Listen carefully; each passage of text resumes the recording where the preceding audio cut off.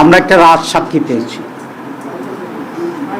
সেই রাজসাক্ষীর নাম হচ্ছে সাবেক উপদেষ্টা অধ্যাপিকা রিজওয়ানা, অ্যাডভোকেট রিজওয়ানা।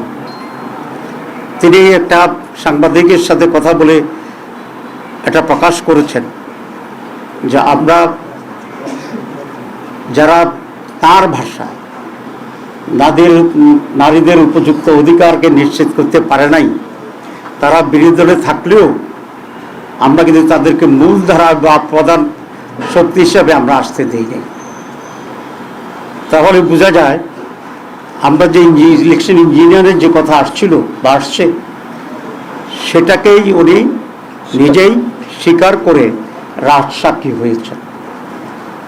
আমরা এখন এটাকে জানতে চাই ওনার কাছে বা তৎকালীন তত্ত্বাবধায়ক সরকারের কাছে এবং আজকের সরকারের কাছে, যে তারা তাদের যোগসাজশে কি ইঞ্জিনিয়ারিংয়ের মাধ্যমে বাংলাদেশ জামাত ইসলামীকে মূলধারা বা প্রধান দল হিসাবে মেজরিটি পেতে তারা বাধাগ্রস্ত করেছে এবং সেটাতে দেয় নাই।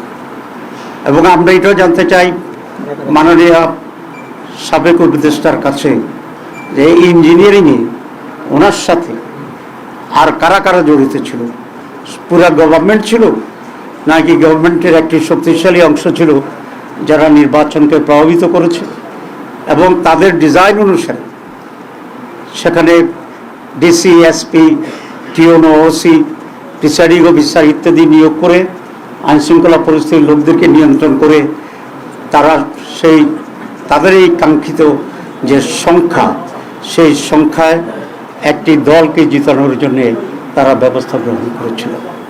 জাতির কাছে এটা স্পষ্ট করতে হবে।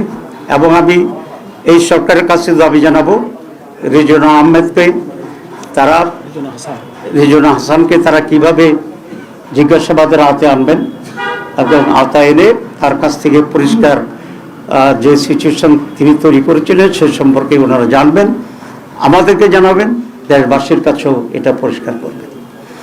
আমরা নির্বাচনের আগেও কয়েকজন উপদেষ্টার ব্যাপারে অভিযোগ এনেছিলাম এবং আপনারা দেখেছেন ইন্টারিম গভর্নমেন্ট নিজেকে তত্ত্বাবধায়ক সরকারের সমপর্যায়ে নিরপেক্ষ সরকার হিসেবেই প্রতিবাদ করেছিল এবং সে ভূমিকায় তারা আছে সেটা তারা বলার চেষ্টা করেছিল।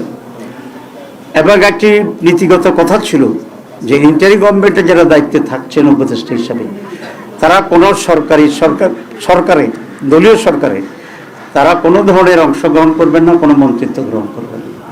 কিন্তু শুরু থেকেই আমরা একজন ব্যক্তিকে ইন্টারিম গভর্নমেন্টের যিনি আমাদের প্রতিরক্ষা উপদেষ্টা ছিলেন, তিনি প্রথম দিনেই খলিলুর রহমান সাহেব পররাষ্ট্রমন্ত্রী হিসেবে শপথ গ্রহণ করছেন, যেটা তিনি তার আগের শপথের পরিপন্থী কাজ করেছেন।